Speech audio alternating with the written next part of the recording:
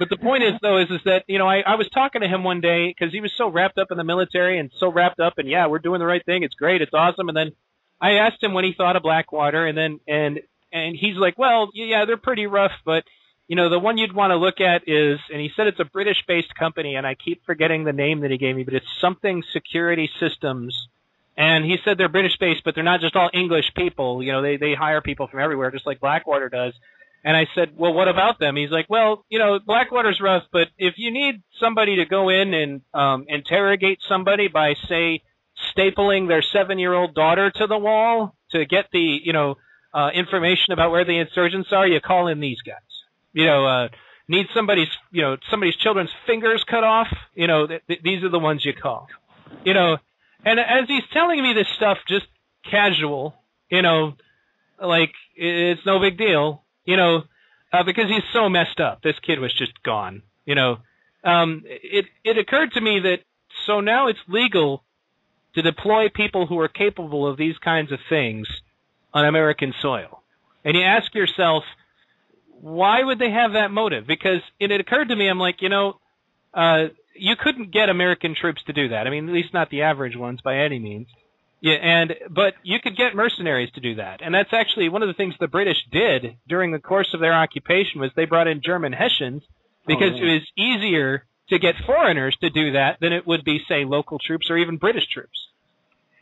So in the event of some kind of collapse or, whatever, I mean, what do you think about the threat of independent contractors?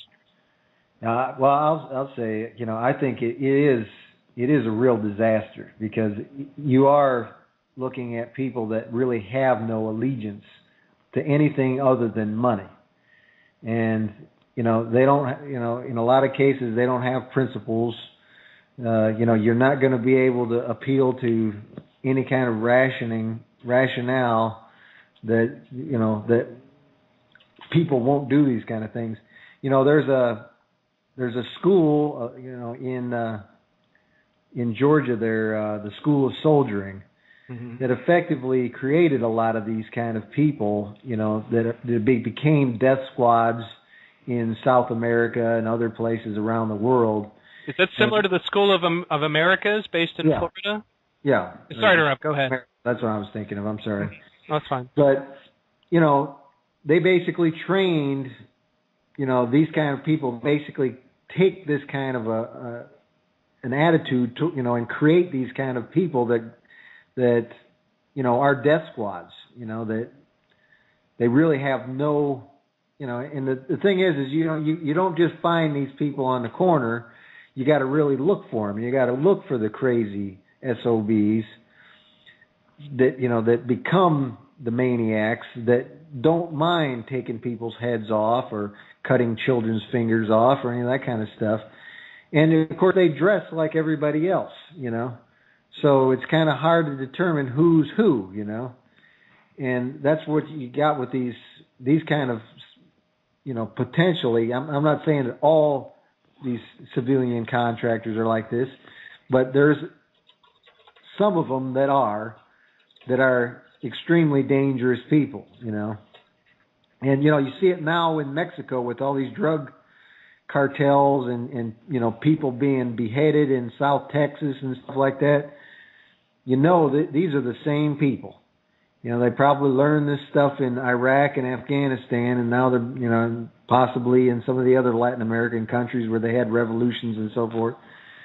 But they're now doing it in Mexico, and it's coming to Texas, and it's coming to Arizona. And they are extremely dangerous, and really, the thing is that you get somebody that's from, say, Chile.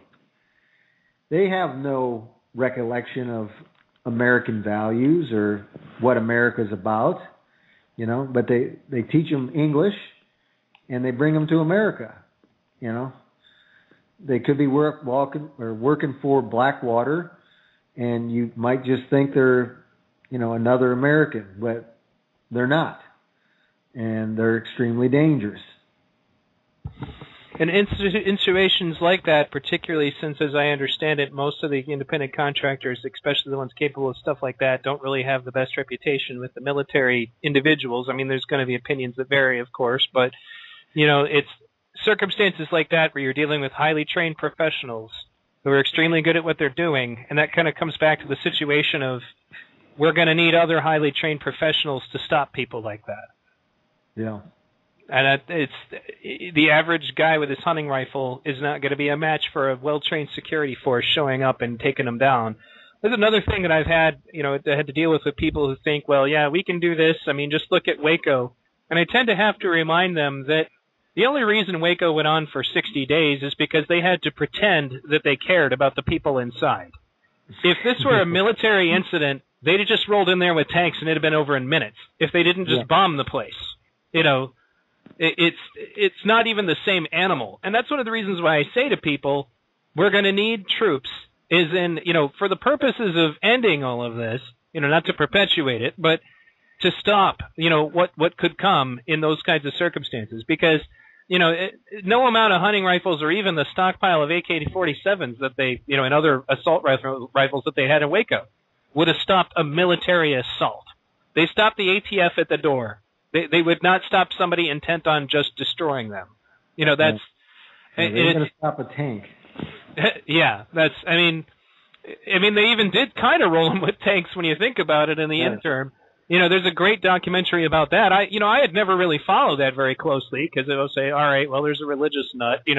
I didn't look into it enough. And then I finally, once I got my, the reason I'm BTV is I have a documentary addiction. I watched Waco, The Rules of Engagement.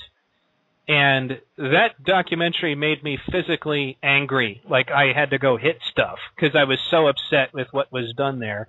And I would recommend it to anybody who wants to learn more, not only about what happened in Waco, but just in general in, the kind of mentality of the kind of people that you're going to need to be worried about during some kind of fascist, dictatorship attempt, during a collapse. It's a lot more scary than you think. And at that time, it's going to be, as you guys always put it, at least in the United States, the oath to uphold and and defend the Constitution against all enemies, foreign and domestic, that it's going to end up hopefully saving some lives, because we're not going to be able to do it all by ourselves. Yeah, absolutely. Anything, Jake? Nothing. We've talked ourselves out. Excellent. Well, we're down to the last 5 minutes anyway, so I'm willing to go ahead and end this episode. Thank you guys both for being on. Whenever you do decide to get on, or even just put up a website so that people can check out what you've done before, please let me know, and I'll be happy to help promote your work. Thanks again. Go ahead and say goodnight. Well, I was just going to say before I go, Neil, I wanted to commend you for, keeping the faith and keeping the stuff going. I mean, if it wasn't for you, we wouldn't be on the radio tonight.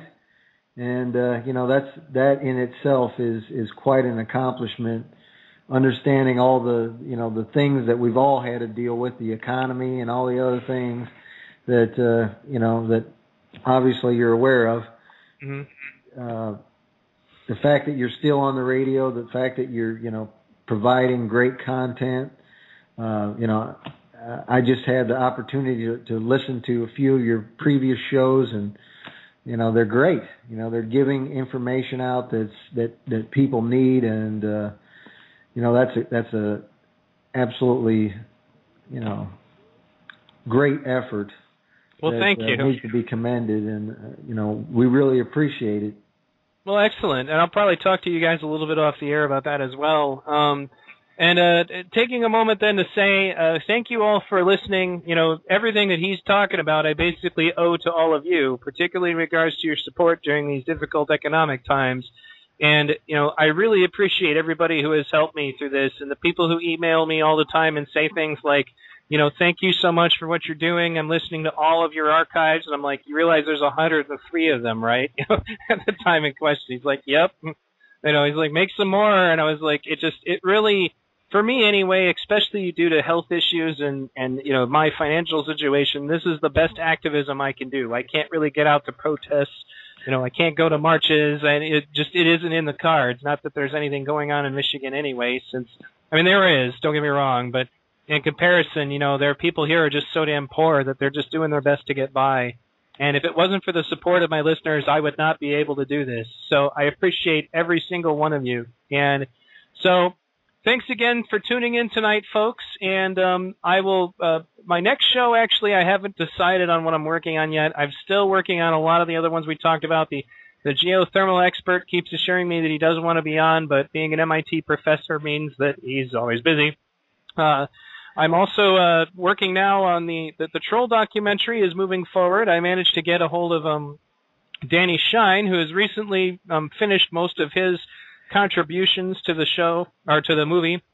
We're going to be analyzing deeply the issues of the fact that it's difficult to communicate on the Internet when people feel that the use of logical fallacy and bullying tactics is a legitimate way to end an argument.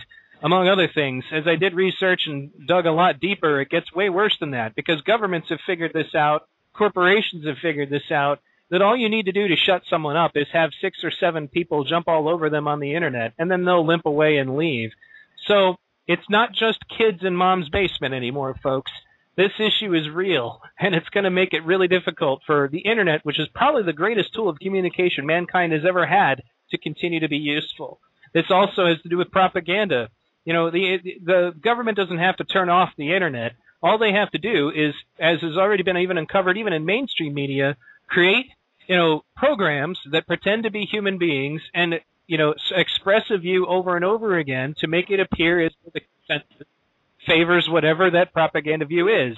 And it's even more dangerous than state-sponsored propaganda, because you don't know who it's coming from. When you turn on CNN, you know they're full of shit.